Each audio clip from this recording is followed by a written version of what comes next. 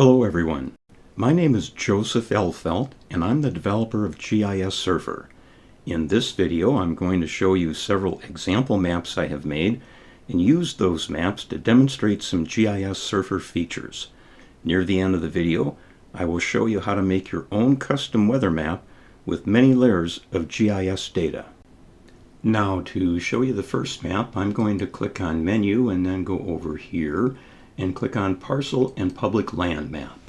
And opening that map up right there. Might take a few seconds for all of the data to load here. That looks good. Now keep in mind, most of the maps that I make like this have a map tips link in the upper left corner of the map. That will have some general information about GISsurfer, but also will usually have some information that's specific to the map you're looking at, including the map legend. When this map opens, most of the colored areas are various kinds of public land. If you click Menu, Search, and enter your address, well, perhaps you can find some public land in your area that you don't know about. Now the map has overlay layers that you can look at by clicking the Base Map button. And note that some of the overlay layers that are not presently turned on have information about any access restrictions. Now using the list of overlays, I'm going to click each overlay with a number in front to turn it off. Scroll back to the top. I'm scrolling this with my mouse wheel, but if you don't have a mouse wheel, just notice that there's a typical scroll bar over on the right hand side of the screen. Okay, it looks like I've got all of the overlays turned off. So now I'm going to turn on the overlay PLSS, which in maybe about half of the states will display section lines on the map. I'll drag it a little bit. So this darker red line is one township, which is 6 miles on a side. It's Township 23 North, Range 21 East. If I start zooming in on the corner here, now I see section 36, which is outlined with these red lines here. Section 36 is 1 mile on a side. I can zoom in more. Each of these smaller areas I'm outlining with my mouse cursor represents about 40 acres within section 36.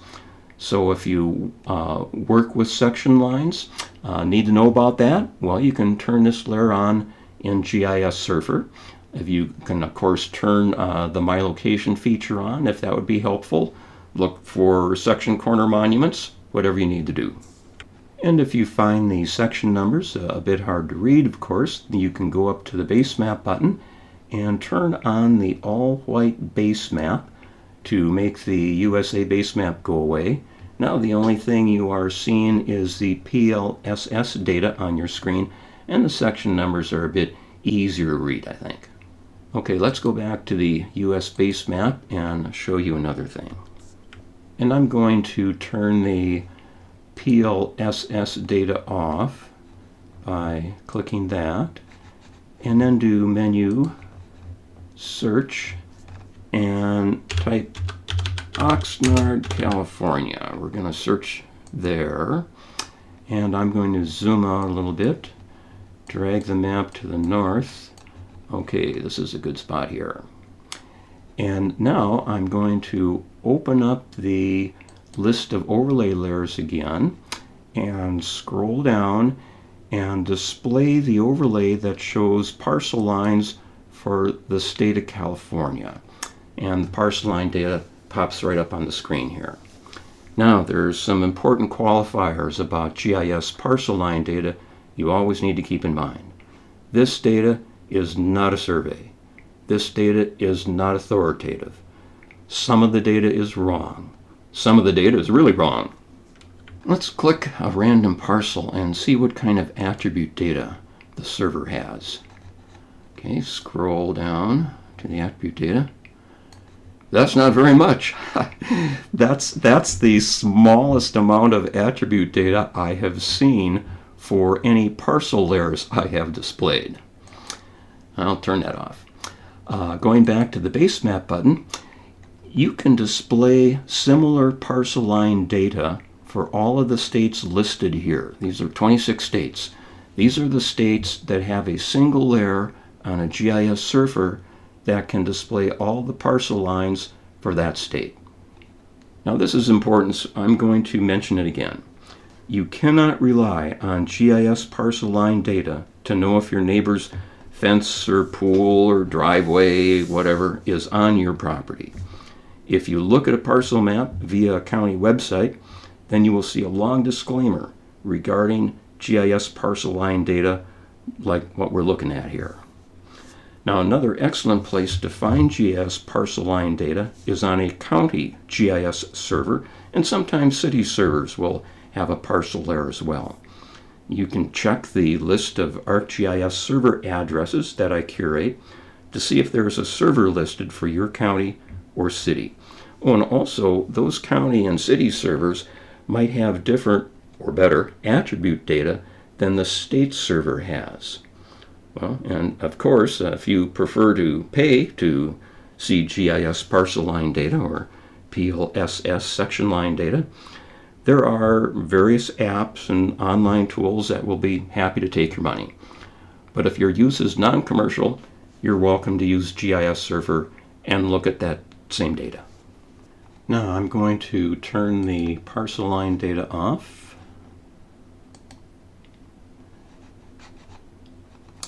And show you some recreation maps you can use by clicking Menu and going over to the Recreation Maps choice.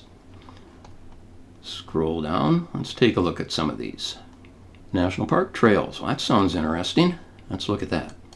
This page has a GISsurfer map link for each national park.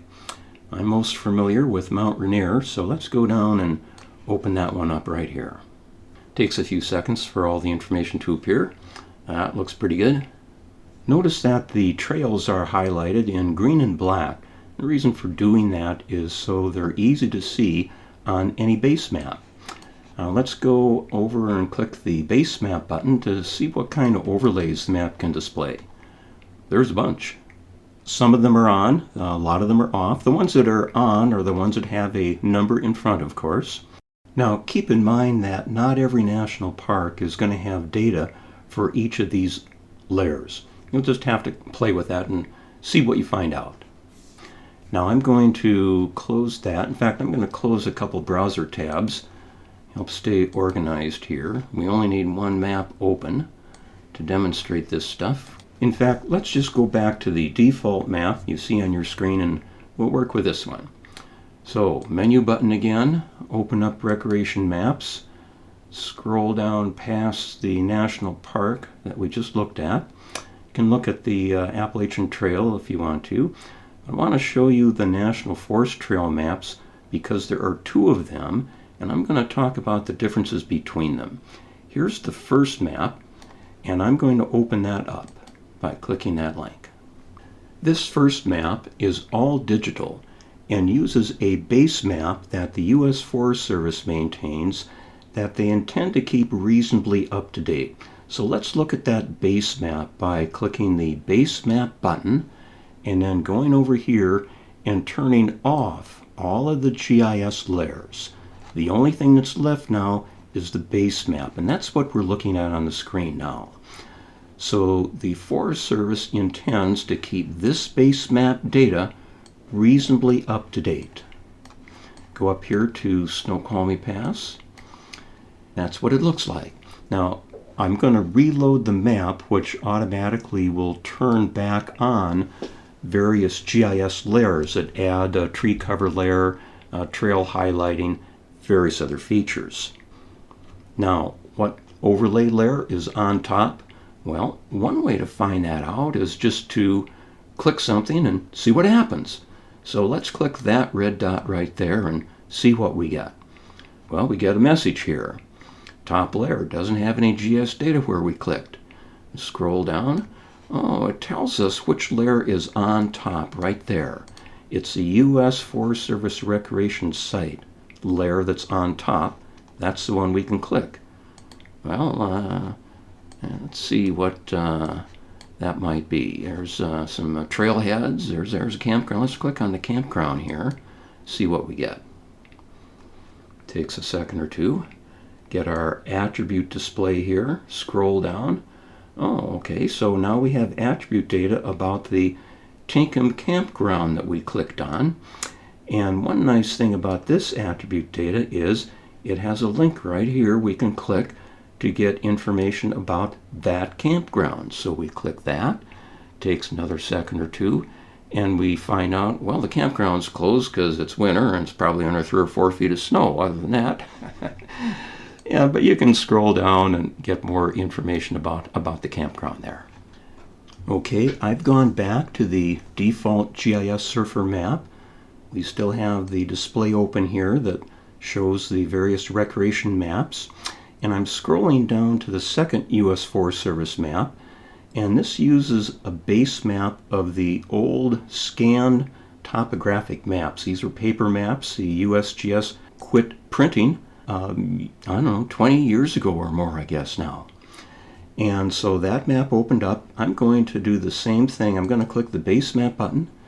I'm going to turn off all the GIS overlays so we can just look at the base map button. Now, this is a scan of the paper topographic map that was published many years ago. The base map is not kept up to date. Yes, you can use this map. I like it a lot myself. But just keep in mind that the information on the base map is not current. Okay, I'm going to close this browser tab, go back to the other map, and I'm going to scroll down a bit more. And let's look at a Bureau of Land Management map. And again, I like trails, so when I do a map, I try to turn trail layers on when the map opens. There's some explanatory text about that map you can look at. And here's the map itself. So let's open that up. I always like to look at the list of overlays to see what a map can do. And I want to point out these two overlays right there. They display trail data. When I make a map that displays trails, I like to display the trail data twice. Once as a wide colored line, and again as a narrow black line. Let's look at the reason for that. I'm going to turn off all of the overlays for this map by clicking up here. Then I'm going to turn on this overlay right there, BLM Trail Not Assessed, and steer my cursor off to the side to close the drop downs. What we're looking at here is the default styling, or the default way to display this overlay on the map. That default styling is defined on the GIS server. Well, there's a problem with that, because if we go over here and we turn on an aerial view, then some of that trail data is hard to see. Yeah, I can kind of make it out, but it's not all that easy to see. Well, if we turn on the wide green line, then the trail data is suddenly much easier to see. Whoa, it jumps right out. But wait a minute, where'd those dots go? Well, overlays are stacked on top of each other in the order with which they're turned on. Layer number 1 is on the bottom of the stack. Layer number 2 is on the top of the stack. So what happened is that the wide green line covered up the narrow dark dots. We can fix that by making the dark dots the top layer by clicking once to turn them off, clicking again to turn them on. The highest numbered layer in the list of overlays is the one that is on top, and now the trails are easy to see on the aerial view. So the moral of the story here is that the order that you use for turning layers on can have a great impact on the appearance of your map. Just keep in mind, layers are stacked on top of each other. Now, the way that I make the trail data show up as a wide green line uses a feature called dynamic layers. Some ArcGIS servers support that feature for some data. Other ArcGIS servers do not. I'm going to demonstrate more about that feature in later videos in this series. Now let's take another look at the overlay list here and show you another thing about this particular map. Down here you see some layers that can display roads. The Y layers will display the road in a wide yellow line. The next layer will display the same road data with the default styling on the server, which typically is a dark and narrower. So you would want to turn the Y layer on first before turning the following layer on. For trails, the G indicates a wide green line, and the following line will display the same trail layer but with the dark narrow styling defined on the server. Oh, and notice about this map, if you are into mountain biking, there are 3 different layers here that have information about mountain bike trails that the BLM has. Now I'm going to show you something about this layer here called landform names. I'm going to turn that on, steer my cursor off to the side to close the drop downs, and now I have these landform names pop up on the screen. Oh, that's kind of cool. I'm going to zoom out here. Covers a bigger area. I have a lot more names. Zoom out again, and well, the data disappeared. So what I'm showing you is that different layers of data on ArcGIS servers display at different zoom levels. Some layers are defined on the server to display at all zoom levels. Other layers you have to either zoom in or zoom out before the data appears. And of course, if you turn on an overlay layer and don't really see any data, you can always go to the all-white base map, and that might help you see data that happens to be the same color as whatever other base map you currently have displayed. Now, as long as the all-white base map is displayed, I'm going to show you a little bit more about layer stacking by turning on the main contour lines and the intermediate contour lines as well. Now let's close the drop downs, take a look at that. What happened is that the contoured lines are kind of covering up the trail data because the most recent overlays that are turned on cover up overlays that are already on.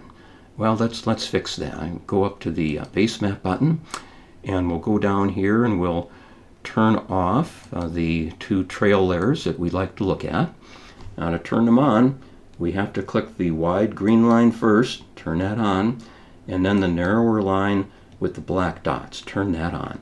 Now these are layers 4 and 5, which is a higher layer number than the contour lines at 2 and 3, so we know simply by looking at the list of overlays the trail data is on top of the contour lines. And we close the drop downs, and sure enough the map looks a lot better now because we can see where the trails are. But I've got to do one more thing here, because look at the landform names. The contour lines kind of cover that up as well. So we'll fix that too. We got to go all the way down to the bottom of our overlay list, click on landform names, turn it off, click turn it on.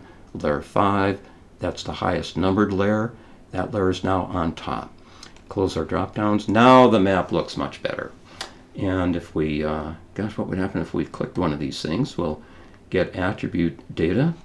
Just take a quick look at that. Scroll down. We got the name there, the kind of thing it is, a valley. Well, okay. And close that again. Of course, you can share this map. Menu, link to this map. Copy that. Copy. Browser tab. Paste. Paste. Open the map. There you go. The link that I pasted in replicated the map back in this browser tab right there. Close this. So that browser tab, this browser tab, the exact same map.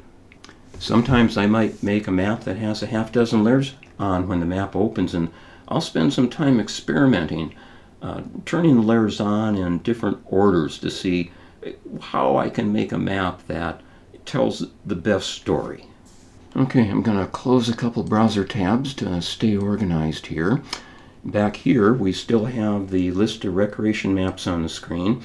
I'm going to scroll down to the last one, which can display nautical charts. Let's open that up. And as you zoom in, you will get increasingly detailed charts. Do that one time. Takes a few seconds to reload again. There it comes. Starts to refresh the screen. I'm going to click over on the base map button. Look at the list of overlays here. One good overlay to turn on and look at is the ocean estuary layer. So let's turn that one on. We get these blue triangles appearing on the screen. I want to show you something about the attribute data here, so I'm going to click that blue triangle right there and get our attribute display and scroll down. There is a link that you can click, which I'm going to do, that opens up display. Okay, here we see what the tides are forecast to do in the blue line, what they are doing with the red line. But there's more. What I wanted to show you is if you click on meteorological observations, then you get another display which has this interesting information about wind speed and wind direction. So if you sail or boat or kayak around the coast, you might find some of this information to be really useful. In addition to the recreation maps I've been showing you, I also produce maps with GIS data related to various disasters and post those map links on social media. One of these maps has overlay layers related to wildland fires. So let's take a look at that. Menu, Fire and Weather Maps. Scroll down and open up the fire map. Now, there are three things I want to point out about this map. First, the most important thing to know about any online fire map, including this one, is that if you are ever ordered to evacuate, then please stop looking at fire maps and leave. As hard as it might be, the data you see on these maps could be hours old. Fires can move quickly. Second, the colored triangles and squares that you see on the map represent hotspot data detected by the MODIS and VIRS satellites. This hotspot data is not real time. Each symbol represents an area, not an exact location. And the hotspot data is only updated a few times each 24 hours. Now, if the hotspot data is important to you, then please take a few minutes and click the map tips in the upper left corner of the screen, and you scroll down here. There are different sections you can read. Particularly, please read the section about the data here. It will explain to you, and has some links you can follow as well, explain what the hotspot data means, and more importantly, what it does not mean, so you don't misinterpret the data and read more into it than you really should be reading. And the third thing to point out about this map, the fire map, this is the only map I produce that has a separate link to the legend. So as you turn different layers on, you want to know what that data is telling you, you can take a look at the legend. There are also two other fire maps that you can take a look at if they would be useful to you. One map is a risk of debris flow. After larger fires, the USGS will come in and they'll do a study and put up some GIS layers that will show the risk if there's just a ton of rain on a burn area, the risk of a debris flow occurring. So if you live downhill of a large fire in the last few years, you might want to take a look at that map. And in California, there are various layers that estimate the risk of a wildland fire in different areas. And there's a map for that as well there. The last link here will display a weather map with lots of different layers you can turn on, off, and look at. Many of them have attribute data that leads to more information. Now, I will often post weather maps on social media that have different layers turned on because the weather is doing different things at different points in time. Well, all those maps, all those links, display the same map just with different layers turned on, different stacking order perhaps, depending on circumstances. I'm going to click this to open up the weather map. Now we'll look at the list of overlays to see what's on when the map opens up. We see the weather watch and warning overlay is turned on. Let's see, any others? We see the state boundary is turned on as well, and it's number 1, so that layer is on the bottom, and the weather watch and warning layer is on the top. Okay, close the drop down by dragging my cursor to the side. Now, there's something important to know about the weather watch and warning layer. Any given area might have more than one watch or warning going on at the same time. So I have zoomed in a bit, and I'm going to click this spot right there and look at the attribute data for the spot that I clicked and see what's going on. And so we'll scroll down. Okay, so here's a link that will give you more information about the winter weather advisory that's going on for that spot. But the important thing is to see if there's any other weather alert going on as well. So scroll down, and here's another set of attribute data. Here's another link, and this is a winter storm warning. So it's a different kind of alert. In fact, let's see if we scroll down some more. Is there another thing? Well, here's another set of attribute data. So let's scroll down and see what we see here. Here's another link. There's a special weather statement. Well, what in the world is that? We'll click that, take a look at that. Takes a little second. And so here's information about that. So when you look at the weather watch and warning attribute display, be sure that you kind of scroll down to see if there's more than one thing going on with the weather there. Now, I'm going to reload this map so we see all the USA and show you another extremely useful weather layer you can turn on. And so base map button, one of the most useful weather layers, and one that I look at as part of my morning routine often, is NOAA's forecast discussion. So let's turn that layer on, and each area outlined in red has its own forecast discussion. If we click up there, we can open that up, scroll down to the link, tap that, and this is, I think, one of the most useful pieces of information about the weather that's out there. One thing I particularly like, they always have a section about long term, which is looking a number of days ahead as to what the weather's likely to do. Now I'm going to show you one more thing to close out this video. Let's stop that. Okay. Let's say that you want to have a marker on the map when the map opens, maybe at your home, maybe where other friends, relatives live. I'm going to show you how to do that. So I'm going to click Menu, Link to this map. I'm going to copy that link, copy. I'm going to go over to the software I use for editing. You don't really need that. I'm going to make that go away. And I'm going to paste that link I copied right there. And I have already collected 3 coordinates. These are just random spots, but you know, maybe that one is your home, maybe your parents live there, you've got a friend that lives there. So I'm going to show you how to add those coordinates to the GISsurfer link, so there will be 3 markers on the map when it opens. So you tap 2 vertical lines, which is a uppercase key on the right hand side of my keyboard, and add the first coordinate. Go to the end of the link, 2 more vertical lines, add the next coordinate, and repeat one more time to get the last coordinate there. Now I'm going to copy the map link, copy,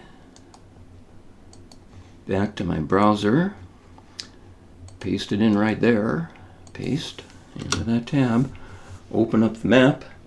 Now there are 3 markers on the map, 1 there, 1 there, and 1 there.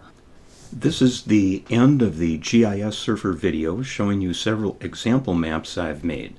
Anyone can use those maps for any non-commercial purpose. The next video in this series will demonstrate various parameters that can be included in a GISsurfer map link and show you more about adding markers, lines, and other data to the map. You can always find my contact information and links to my various projects by visiting the Mapping Support project page, mappingsupport.com. Thanks for watching. I hope you find GISsurfer to be useful.